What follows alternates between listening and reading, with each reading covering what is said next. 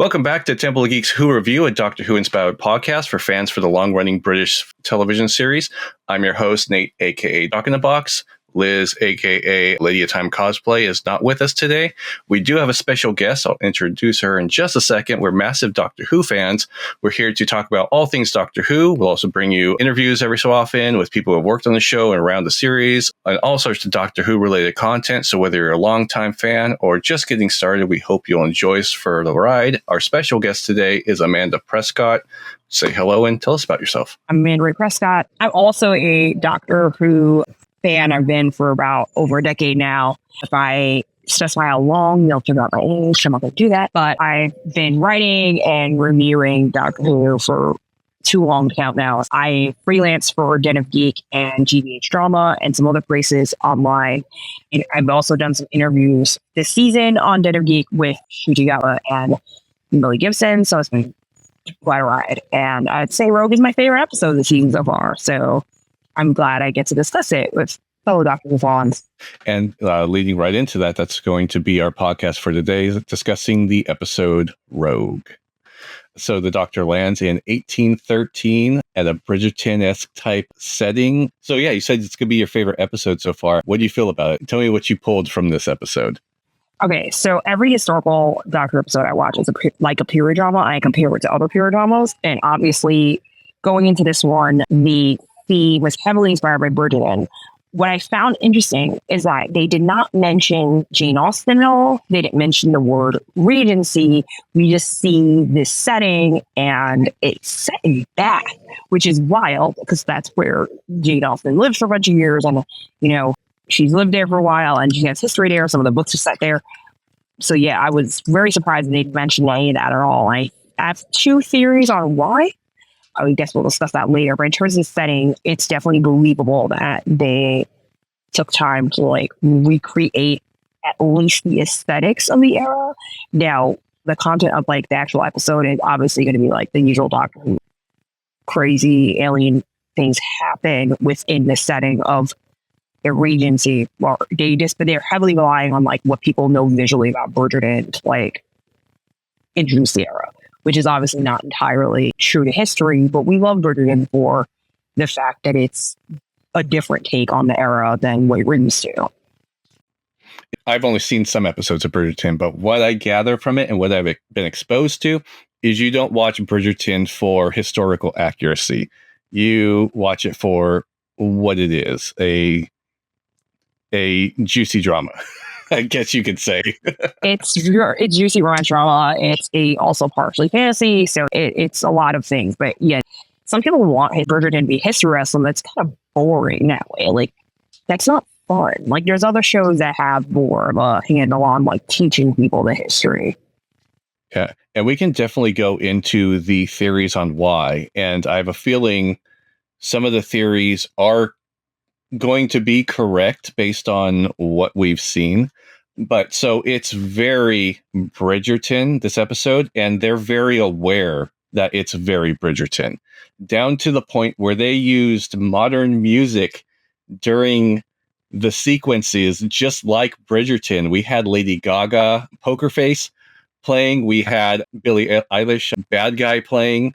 It was very aware that it was a Bridgerton episode. Without it being a Bridgerton episode. I bet you it'd be really interesting to hear like the Bridgerton fan POV, because they're like, well, Doctor Who ripped this off. And I'm like, no. Doctor Who has done Regency twice now before. We did. I mean, there's been Thin Ice with 12th Doctor and Bill. There's also 13th Doctor and her fam with the haunting of Villa Deodati. Although it's also interesting, neither of those episodes really reference Austen or Jane Austen like canon either, which is also kind of an interesting trend that like Doctor's kind of shied away from directly mentioning her. I think the one time they only mentioned her was like an offhand joke that Clara made about like kissing her or something, or dating her, or just like random. You know how they have those like random, oh, I met some hot celebrity or something, and then like it's one of those. It's interesting. They've I have a theory on why they've shied away from like Austen specifically, but yeah, it is interesting that the way the villain of the episode has emerged, and like they are explicitly referencing that this is not entirely quote unquote real. It is fascinating. We could just dive straight into it Yeah, we because should we're do it. kind of dancing around the bush right there. It's very aware that they're doing a Bridgerton episode. They mention it. They beef up the drama between Rogue and the Doctor, like, scandalous. The music was contemporary but classical. It's very aware that it's a television show. And I don't know if that's where you're leading into with it or not, as far as theories of this might all just be television. I have two theories. I mean, obviously part is might be whatever the big arc of the season is. It might feed into Ruby's mystery. Like, we don't know quite where her family's from, or like if they've been experiencing some kind of alternate reality based on whatever the The toy maker. Yeah, the toy maker, whatever he did, or however he passed away, or is he really gone? Like, are some of these alternate universe things something he's been working on? It could be the Maestro as well, because I don't know. That is definitely one theory that I can see people coming up with at the end of the episode. But my theory is that they're making it accessibly rather than TV show to kind of show that our perception of history is definitely altered by the pop culture we consume. And also that Austin is a critique of Austin fandom and Austin spaces to me, because obviously these spaces in the past have not been as welcoming to people of color and queer people. So I think it may just be Doctor Who trying to distance themselves from like Austin, and while they're saying they're using Bridgerton because it's an easy reference and also less contaminated with people not feeling welcome. I mean, not to say there isn't problems in Bridgerton fandom, but I feel like the average viewer is not going to have that same association compared to like Jane Austen. I kind of like that thought where like everything, the Doctor 14 went to the edge of the universe, superstition and all this stuff was bleeding. This wasn't the original theory, but that maybe reality is warping based on all the things that we believe and we watch on television, because different things are changing. One of the running theories that I think especially after seeing the next episode trailer, at the end of this episode, it kind of leads all into that, is that this is television, that this isn't the Doctor's actual reality. This isn't our Doctor Who universe that we know it or how we know it. That, there was a toy maker who was the god of games, so to speak. Maestro was music. I think right now the Doctor is facing television. And it makes sense with Dot and Bubble kind of being like a Black Mirror episode that's had that. There's a lot of that comparison, and also people throughout Black Mirror's comparison to 7 Degree Yards as well. So I can totally see that as like a possibility. I like the idea of like each episode of the season was a different comic, not Doctor Who side genre show. Like, we just haven't quite had a solid mystery yet. That's a popular one that, in terms of like parodying things. I'm shocked we haven't got one of those yet, like purely. Yeah. So we might be going up against what I've just called, because I don't have a proper name. If we are going against television, we went against Maestro, we might be going up against the director or something like that. Yeah, whoever, yeah, because I'm sure there's some guest stars they haven't revealed yet. Like, oh, definitely. Speaking of guest stars, there's one thing that stood out to us. Monica made me pause it because I think she caught it first when. So the Doctor was identified as a shapeshifter by the Rogue, and obviously you wouldn't think of the Doctor as a shapeshifter, but they change faces. So I get it. It's like an oh crap moment. But all the faces, when they did the deep scan, started to rotate around. They were kind of distorted. I can't say that they were the best quality of each Doctor's face, but Monica let us play one back, and I don't know if you noticed there was one that was out of place. I did notice, I could catch who it was.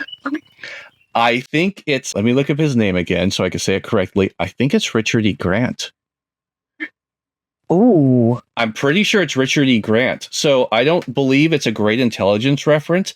I think they're bringing the Schalke Doctor into canon. Oh, yeah, like, because didn't they have like it wasn't like a Big Finish or the comics, I believe. I don't remember if it was Big Finish. It was a Flash animated series online. It was supposed to be the Ninth Doctor. So it was after the Eighth Doctor went on. There was a web series called Scream of the Shalka.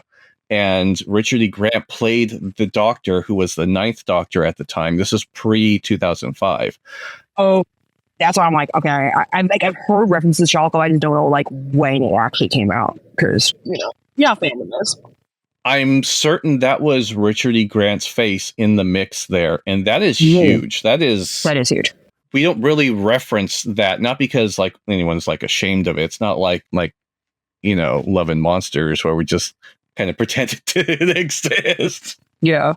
But it's just something that fell out of canon, and then to see that face there, which looked almost to me exactly like some of the when we were looking it up, like is that him? Are we sure? Like, and then we looked up some promo art, and that profile almost looks exactly like a promo image from that series where it was him, like a real life him instead of the animated version. Yeah, that is a great. I was so busy when I was looking. I was like, "Is that?" I want to make sure that did they add Joe Wharton? Did they add Did they add War Doctor? And that's what I was going to still looking for. I didn't realize they added an entire extra Doctor.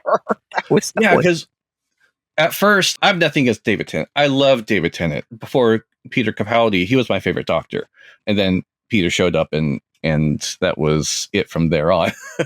But when Tennant's face first showed up, I kind of rolled my eyes because I thought it was like a fan service thing. I'm like, why is it got to be 10? Like, why isn't it the first Doctor? That's just me. Nothing against 10. But then they started rotating out of order, and that's what threw us off. And I think that's probably why anyone, because I don't blame anyone for missing it or just like assuming that they're all just the normal faces, but they're all out of order. And so when we went back to count them and identify them, we're like, well, maybe that's McCoy without his hat. I don't know, because these aren't the greatest quality pictures. And then at the end, we're like, no, that's McCoy. So we lined them up, and then we're like, oh, who is this fool? You're like, who is that? Yeah, I'm glad y'all did that, because I kind of, when I watch, I tend, at least on the first one, not to pause it at all, because I would want to like completely soak it in as if like somebody else is watching online. So I'm like, yeah, I didn't. That was smart, because I mean, I will have to write about this. I'm like, that's how I did not go back. I was like, yeah, I just want to savor all this. But yeah, that's an interesting theory. I did not think about that before. So clearly there's some kind of alternate, this is not, what's happening now is not what reality actually is or will be by the end of the season. That's a good theory. I like that a lot. So how do you feel like this plot fit into the overall narrative of the show so far, or the series? I think it fit very well, but I think what is weird, I think what's weird for the regular audience is coming off of Bubble and Dot, or Dot and Bubble. Dot and Bubble, yeah. The Dot and Bubble. I'm like, this is very different tone. Because I feel like for a lot of people, Bubble and Dot, and then I'm a downer. So I'm like, yeah, Dot and Bubble was like very downery. I'm like, okay, so this tone completely switched again, and now we're in like a different period, and so I'm like, it's going to be interesting for like brand new viewers to this series, like seeing their perspective. I think it fits very well that we have a historical where it's done something different than the period dramas have. At the same time, it just feels still like a Doctor episode. I think the villain of the week was integrated very well into the rest of the plot, because sometimes in the historicals, they just kind of feel like an afterthought, or the villain takes up too much space in like telling the era of history. But the good thing about it being about Bridgerton, they're not really here to teach about the Regency. It's sort of like, this is the villain of weeks they're feeding off of just our own nostalgia and our perception of the era. Yeah. So moving into other questions, how do you feel about the character, the Rogue, and their involvement with the Doctor, and how not similar, I guess you could say how similar they were. They didn't quite say he was I assumed he might have been a Time Lord, but they didn't say he was. I don't think he was at the end. But how do you feel about that character and the interactions with the Doctor? I have a feeling that it's interesting.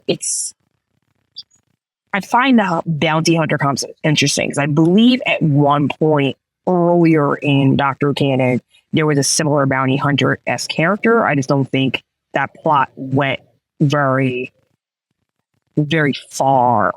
Or like we've had characters like the Judy and others like chasing the Doctor before. Yes, I feel like they picked back up on that plot. But part of me's wondering.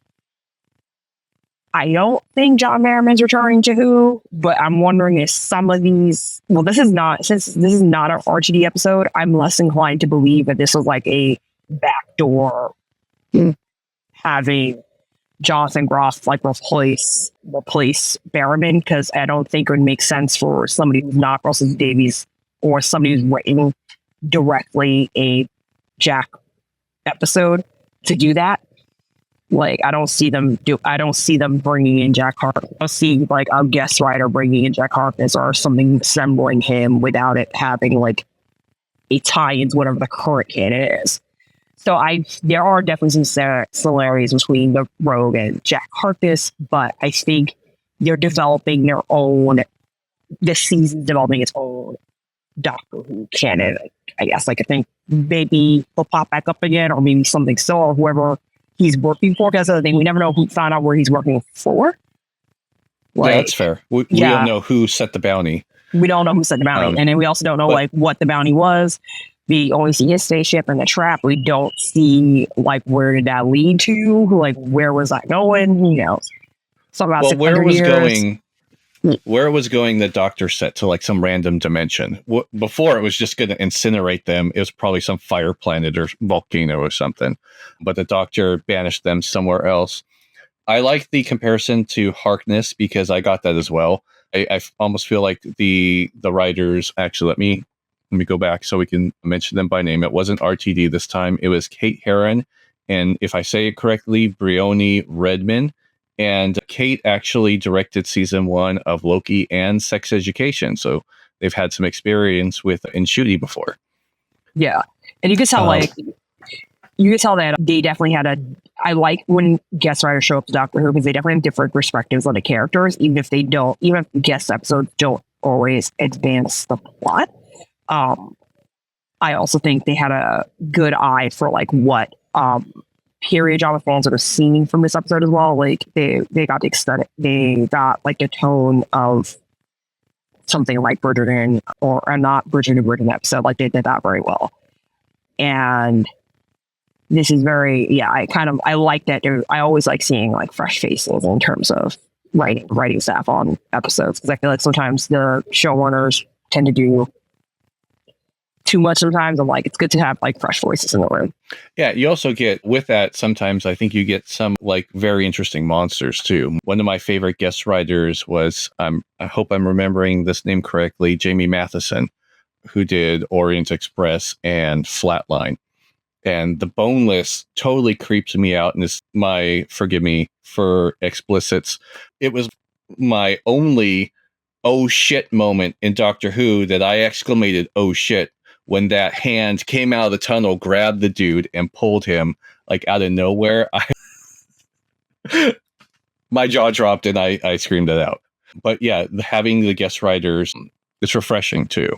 Yeah. And I would say this season, I hope in the future we don't have more guest writers with 15th Doctor. I also think, especially that, I hope to have more writers of color joining Doctor Who, because so far we've had women writers, but like, yeah, we kind of definitely need someone who has a similar cultural background to Ncuti writing his episodes. That'd be great.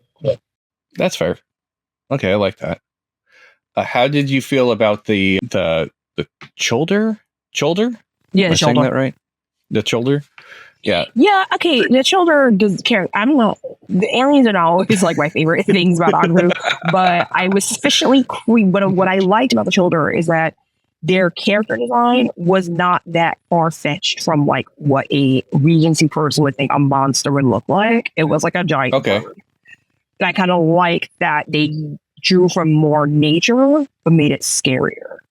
Like, it made them look like big, like, vultures. Like, Yeah. they're giant vultures. They looked a little alien, but it didn't look so. It just looked like somebody, an arrow, like a horror, or like a big bird came out and attacked you. I think it was good that they didn't go too crazy with, like, making them look like they're from outer space. Like, they just made it look like a nightmare of what a Ringsby person would do. Yeah, their character design for me was like, the makeup was fantastic. They looked amazing. As far as them being shapeshifters, it threw me off because that's not what I envision a shapeshifter looking like. Like, I didn't expect like a bird or type person or someone with feathers. I assume something, maybe it's just media that I consume. I assume that something that would be shapeshifting would be like fleshy or something like that. So that threw me off. However, the makeup and everything that they did on them was fantastic. Yeah, and of course, making like costumes fit over when they're starting to like shift and move, and like that's definitely like a skill in itself, because making the Regency shapes like fit their big bird bodies is like definitely different. Yeah, I would.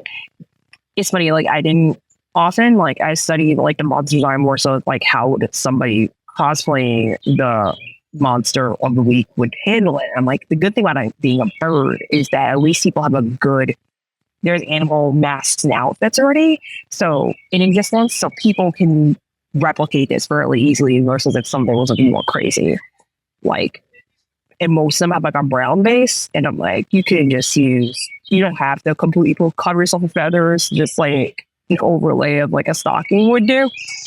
So yeah, I think I feel like a shapeshifter could kind of end up having any shape you want. So I didn't expect it to be fleshy, but I'm like, I think it works on like what a conception of a horror thing would be for someone of that time. Now, speaking of cosplay, how did you feel about cosplay being the main point of this episode, where the shapeshifters, the children, wanted to cosplay the most dramatic and juiciest couple of the Bridgerton episode, so to speak?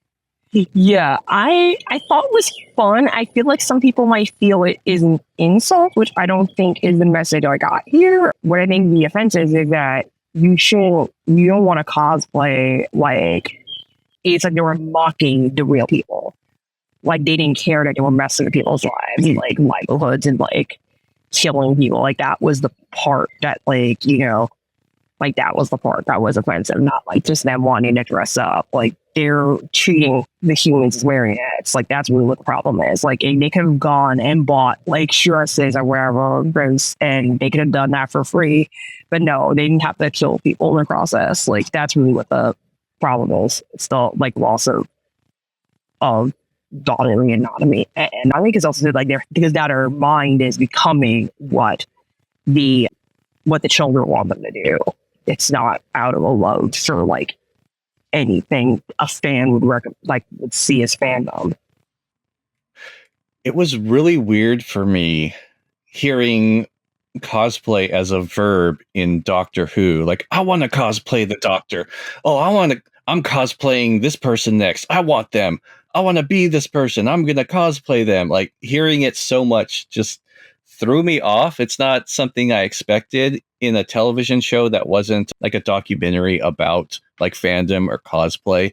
Hearing it as a means of getting what they want in an episode of television was weird for me. I got it, but it was weird. It was weird at first too. I was like, wait, you're using it as a verb to like take over somebody's body. I was like, okay, this is interesting, because like there are people who like live the character, not just like dress up as it. So I think you're kind of referring to LARPing, but I'm just not sure. I'm not sure they want to use the word LARPing because not everybody's heard of it. But at the same time, they could have explained it too. Yeah, the children, I think, are, you know, clearly not just dressing up. Like they are taking over people's minds, and they're influencing their actions to do things they wouldn't have wanted to do. I mean, I think that's kind of the point. I feel like maybe they could have said role playing instead of cosplaying. But I think too, we have to keep in mind Doctor Who is for children. They have to use a word that a child of today would have heard before. So yeah. I think LARPing actually, that you mentioned it, I agree with that. I think that would have fit in the episode really well. Using as a verb, like, I want to LARP the doctor, that sounds really weird. But they were doing live action role play, like the reveal at the end where the one woman that Ruby was talking to, being one of the children as well, circles back to exactly what they were doing. They were role playing their we should be together, but we shouldn't be together. That, that was them before they wed, role playing their juicy Bridgerton drama so they can like spice things up before they tie the knot. Like, I liked that circled around, and you're like, oh crap, that's what they were doing. Yeah. Yeah, that was that one. I mean, I also like them pretending to like the rituals of the era was kind of cool too. So like the Emily being horrified, like, oh no, I'm alone together with him. That means I have to marry him, because that's like half the Bridgerton plots in the books. Is that like, oh no, I'm compromised because I talked to him for too long. Oh no, sometimes it's also, oh, I kissed the guy and now I'm like ruined or whatever. Like they kind of scandalous. I know, or like a public proposal ends a disaster. Like, oh my gosh, that's actually, I do want to talk about a bit about the Rowan and Doctor interaction. I was actually shocked they did what they did, because I was expecting Disney to be like, nope. Yeah. And like they got close in the TARDIS, but then they went full on with it later, which threw me off. Not because it happened. I'm not saying anything about that, but like the timing of it was like, Ruby's right there in the trap still, and everyone's just staring at you guys. Like, there's an appropriate time for this. Granted, there wouldn't have been an appropriate time given the ending, but yeah. But still, you're like, what? You're like, what the heck happened here? I'm like, yeah, that part threw me off a little bit. I was like, oh, I'm like, I'm glad, and it's also ironic too if you think about it. I'm like, it's Pride Month technically here, so oh yeah, I was like, oh, this is something. I'm like, I don't know if they planned that explicitly, but like, hey, I'm like, that works. I'm like, the Doctor. I was like, hell yeah, we were actually acknowledging that 15, clearly 15 is queer, and he has said multiple times this season, like in character, like he has found a man attractive. So I'm like, yeah, this is good that we're finally like saying that explicitly, and that we're not trying to censor that. And I just hope certain people do not find this episode and make us think about it. People will. I assume there are some people that are just going to be some people, and they can go watch something else if they want to. Yeah, I mean, when I say certain people, I mean we already know I like the UK bigot folks, but I'm talking about the American bigot folks, because there's been like a lot of weird political commentary about Disney in general that Doctor just might get accidentally sucked into. That so far people haven't really done. So yeah. Hopefully it doesn't happen, but like I think it was the timing was weird, but I'm glad that maybe this might be something more. Maybe Jonathan Groff might come back. I actually liked his character a lot. I thought they can do some interesting things with him if they decided to bring him back. I hope he's not a one-off, because he's pretty fascinating, and in terms of like what you could do with that character, like their interaction, or like maybe we could see more relationship, or maybe he'll just be one of the many like people the Doctor has loved and lost. It's too soon to tell, but I hope he does come back, because like he had a great performance. Also, I like that they kept his American accent, which is most of, I would have expected they wouldn't do it, but they did. I'm glad. I'm definitely a fan. I can see why. Like because if you read a lot of the interviews that Murray and Judy did before the season, they were like, "Oh, I'm so excited!" And they mentioned in my interview as well. They're like, "Oh my god, we love Doctor so much. It was so much fun working with him." Like I can tell and see that but the cast said the last. Yeah. So the kiss actually reminded me of something, because it felt out of place as far as timing in regards to this episode feeling like it's a Bridgerton episode, but very aware that it's a Bridgerton television episode, going into the theory that this is just television. Maybe they're going up against quote unquote the director. That kiss was very television. Like it didn't matter what was going on. They had their moment when when Rogue and the Doctor were dancing, everyone thought it was scandalous, but no one like outraged. The lights went dim and spotlighted on them, and they had their moment. It was very television. And I don't know if that's intentional for the arc or if they were just trying to like ham up this is a Bridgerton moment episode. Here's to all the fans, stuff like that. But it was almost like it was very aware that it was being a parody of television itself. Yeah, I would argue that cast specifically, I don't think it was direct. I mean, Bridgerton has had some moments of that, but I would argue, and I think it parodies some other period dramas more heavily, or just romance novels in general, I think, where like, oh no, I just confessed I had feelings for you, or I didn't want to admit I had feelings for you, and we guess like, so I think they're kind of also playing upon like romance tropes in general. Well, also one thing I wanted to mention too is like the other guest stars. I love Indira Varma. Yeah, I liked how the body of like the Duchess got taken over like that. Also like that was like hilarious. Like but not like scary, but also I like that it had some scary moments and not too much overdriving the horror. Like it didn't quite feel like with people remember the Pride, Prejudice, and Zombies movie from like 10 years ago that Matt Smith was in, ironically. Yeah, so that was kind of, I'm glad that they didn't borrow too much from that. Because it made it easy to borrow too many elements from that. Speaking of taking over someone's body, being funny, I don't know which character it was, but the blue one, I don't know if it was not an owl, but it's the blue one with the eyebrows. When the officiant or whoever that guy came up and he literally just killed him, not to take over his body, but just copy his clothes. Like he didn't even change his face. He's just like, I like what you're wearing. You must die. Yeah, that's hilarious. It's like, I hate you. You're gonna go right now. Like, I also noticed too, if you look at the supporting cast around, like the other children, most of them are kind of wearing clothes like some of the other burgeoning characters. Like Duchess's Holding Party kind of reminded me of Lady Danbury. You had like somebody who looked like Penelope from Bridgerton. Like you could kind of see the character archetypes in like what they were dressed or looking at.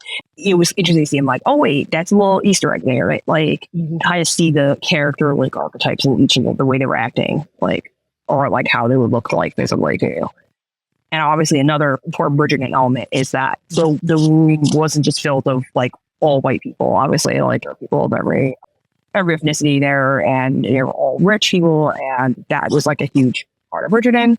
And I like they didn't explain why that was there, why it existed, and everything. So it was like, oh, it's Bridgerton, it's fine. We don't have to like make explanations about the grand experiment or any other things that Bridgerton had to do, because Bridgerton had to appease people who want history and also the fantasy at the same time. Like Doctor Who's like, we don't care. We just want a drama with aliens. So we're just not explaining anything and just do it. So it was great. So speaking of special guest Easter eggs, we had one that was the first episode that Susan Twist didn't make a physical appearance in, but she made an appearance with the painting. Mm-hmm. And how do you feel about that? Especially now that we have the trailer for the first part of the finale. How are you feeling about the twist at the end? I kind of knew this whole season that she's around for a reason. Like, why do we keep seeing her? She's got something to do with Ruby or something to do with the Doctor. Is she a manifestation of the Toymaker? Is she someone else? Like, is she someone else like Maestro? Who knows? We got to figure that out. And it looks like they're in a television studio. That's what leads me into the whole, like, I think this is all coming together to possibly be the director. If I'm wrong, I'm wrong. I've been wrong about Doctor Who stuff before because I just think of things randomly and things connect for me. Eighth Doctor quote, whatever it is, humans see things that aren't there. I forgot the exact words. But especially with the trailer having them in, looks like a television studio, I think she either is the big baddie and isn't aware of it, or she's an actor in their overall plot. And she keeps getting like pulled. Yeah.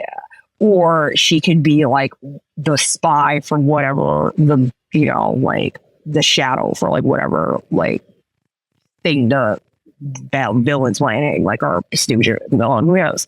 I'm not so sure about that whole rubies related to Susan Foreman. There's a bunch of that going around. I'm like, I don't know about that. I don't know. I've also heard, obviously, the classics, the Ronnie, the Valyard. I'm like, I feel like I don't think RTD is going to do that. Especially not when I'm kind of doubtful. I feel like usually in the first season of like a showrunner switch, they tend to avoid big Doctor Who canon like reveals. I feel like RT is gonna write his own version of a new like villain that like hasn't been faced before, or a surprise comeback of or like a surprise comeback of something we've seen like in the episodes. Like, yeah, I don't see them doing like such a hard classic Who shift. Then they explain to new people, well, who the hell is that? Yeah. So Elizabeth had an idea that I've been on board for and expanded off of. She believes that, or she thinks that the ruby may potentially be a manifestation or child or whatever of the toy maker. Yeah, my theory expanding on that is I think she's memory. That has a lot of similarities to previous companions, has had a lot of coincidences, like the Space Babies episode where it was very similar to Rose episodes. There's a lot of similarities to companions in general. Boom, which was written by Moffat, which might have been intentional because that episode, she was very Clara to me. There's a lot of things that point to her being like previous companions, but I don't think she's the memory of companions. I think she's the Doctor's active memory of things that they are. I don't know if it's they're fond about or thinking of, but I think it's the Doctor's memories up into their own. So the what do you call it? Her being left and abandoned and a figure dropping them on the doorstep. I think that's the memory of himself trying to figure out who he is, being the timeless child, because they found out that they weren't Gallifreyan when they had 13's face, and that figure is very 13-esque looking with the coat and the hood and everything. And I think that memory is connected to that face because that's when they found out. So I think that memory, I think she is memory, and she is some type of conglomeration, if that's the right word, or collection of his memories created by the toy maker. Yeah, I mean that would make, because I mean he's been pulling different like aspects of like reality in like bigger forms. Like we have music, we have games, like people's possibly memory, television, yeah. Possibly like people's memories could be altered, could be messed with somehow if they have a nefarious purpose of like destroying reality or changing worlds. Or again, we've had the flux where reality some of the questions like this could be another iteration of explaining that. Possibly, I haven't been. For me, I'm like, I don't like theorizing too much of how the future, because I feel like A, doctors with their plots listening anyway, and B, I just like enjoy reading other people's theories about how to put things together, because like oftentimes I'm not the person that can make sense of like making those connections. But the only one thing I can say for sure, like I don't think it's any like, I mean, I'll admit I'm wrong if it turns out to be a connection to like classic Who, but I'm thinking it's toy maker. I could see toy maker related. That would sound plausible because the thing is, Call couldn't trace her parents, so like clearly the toy maker would not want to be found that easily by human means, at least. Yeah, and I didn't really think it was going to be a connection to like Susan or the Ronnie or anything else. But yeah, so how did you feel about the music? Because it was very Bridgerton-esque. Again, we're going to focus on the music with like Billie Eilish and Lady Gaga. I don't know if there was another one in there, but those were the two that stood out to me. I heard those two. To me, it sounds like they used the same tracks. I'm assuming you got Vitamin String Quartet's versions of those, so it sounded very similar to what I heard what I've been hearing on the Virgin soundtracks. So I think it's probably the same cut they've been using. I think for the music for me works because, again, Doctor Who doesn't have to follow history, doesn't have to have like the usual orchestra sweeping thing that other period dramas do. It was very much going to lean on what Bridgerton does and use modern music to describe the mood. And of course, a big moment of drama and romance are going to be pulling from pop culture songs that have those like big sweeping emotion moments. Like it worked for me. And also there was also the Doctor sings a Kylie Minogue song, so that was kind of funny. That was another like, but it's not in the instrumental version. Yeah, that was definitely. I mean, Doctor Who's always had this crazy. Yeah, I was like, I liked that Murray Gold didn't just use like standard audition music the whole episode. They did what Virgin did, pop in this modern pop music. What was funny about Kylie Minogue, because Monica was like, "Oh my God, is that Kylie Minogue?" And I know the song. I've heard the song like, hundreds of times. It was a big song, but I didn't know that she was Astrid from the 10th Doctor. Yeah, which was funny that it comes circle that she's back in the show again. Which actually, hold on, that's another reference to another previous quote unquote companion. Yeah. Mm-hmm. That theory could be working out because Ruby's kind of been acting like a bunch of comedians combined. So like, there's. And I would argue, I mean, if you want to argue, I mean, Bubble and Dot kind of, if that was like Martha or if that was like Martha or Bill in that situation, I feel like that would have played out very differently too. Like I can kind of see like moments of their companion past where it's like confronting some crazy like instance of racism. Like it makes sense that they're maybe circling back to things in the past with companions. Like, this is like I'm now totally on board with this theory. I love it. I mean, it could be wrong. I don't know, but there are a lot of things that line up. But again, we could be just doing what the 8th Doctor says and making connections that aren't there. Who knows?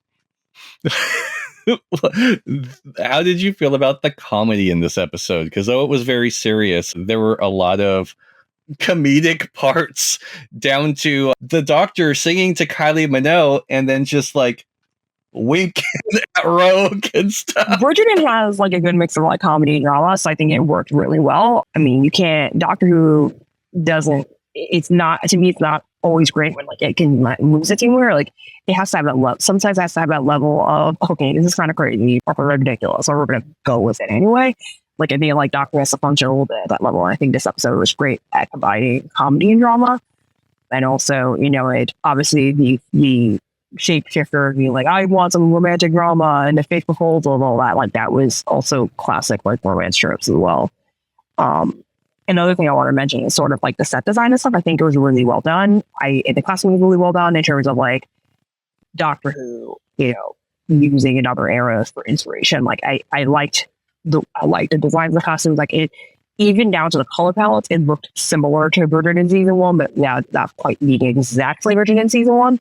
Like, I know this was very interesting that they had, I mean, Ruby's costume is a lot like Penelope's costumes in season 1, specifically because she wore like several bright yellow outfits, except I don't think obviously, like they purposely picked the colors for Penelope that didn't clash her skin tone.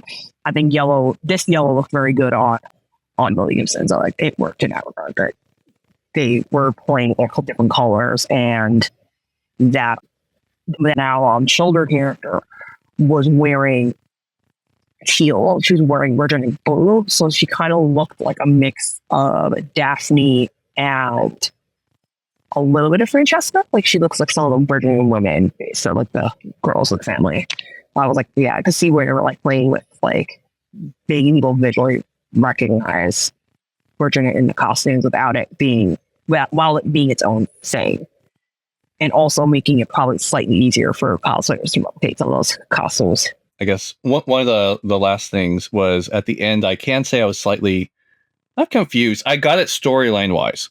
I understood it, but like logically, I don't get how Rogue was able to push Ruby out of the transmat, if I remember what it's called correctly, because I thought, well, you're stuck. So if he went in, I understand he get in and get stuck, but I didn't understand how he was able to push her out logistically. Television is obviously great sacrifice. I get it, but yeah.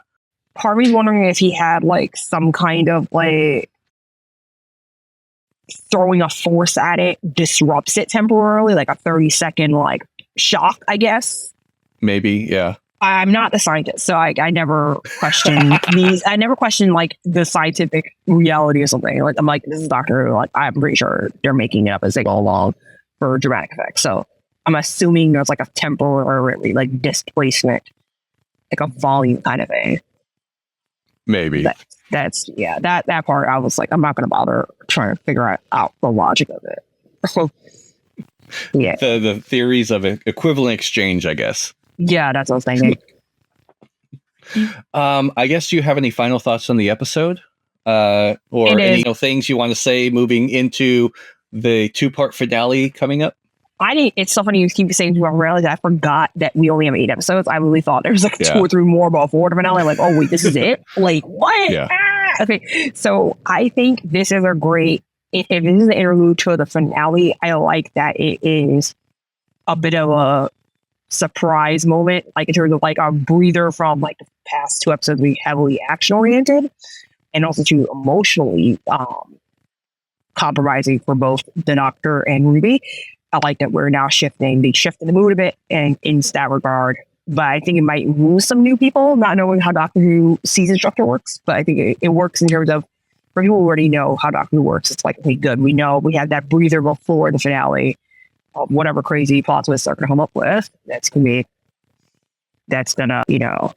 destroy every theory on the internet so far. I liked it. I liked the tone balance of the episode. I liked all of it. I love the acting. I just love the way that I don't feel like they were making fun. I don't feel like the writers were making fun of Bridgerton. Like they clearly love the show, and you could tell that like it wasn't like, it's like we're celebrating the best parts of the show. I feel like if people who watch Bridgerton for a long time and then if they watch this Doctor Who episode by itself, I feel like they'll have fun with it and just be like, oh yeah, it's Bridgerton with aliens. Okay, how fun, cool. Yeah, I'm excited for what's to come. I think we're right. I don't know if we're right, but going into the finale, as far as it being a lighthearted episode, I feel it was very light and dark at the same time. It was very upbeat, very funny, very lively, but at the same time, it was dark too. Like we lost Rogue, and the Doctor had the ring, and it was a very like sad, sentimental moment. But also when he thought Ruby was gone, how long do they live? That's a long time to suffer, and then just walked off. Well, you're like, this Doctor is about. Yeah, and it's also the dark. Yeah, and also the darkness of the fact that it's like these people are now gone, like from history, and who knows what they could have done in their lives. Like, and that's the other thing too. Is like there is likely more children. Like, are there more children out there still, or did they get possibly? But it reminded me very Family of Blood. Like he didn't say anything, but you could like they were terrorized. Yeah. Oh, children and Zygons. I wonder how that would match up. Anyway, another story, another day. Anyway, do you have anything else or no? I didn't discuss least favorite aspect of my episode. Honestly, I cannot come up with one.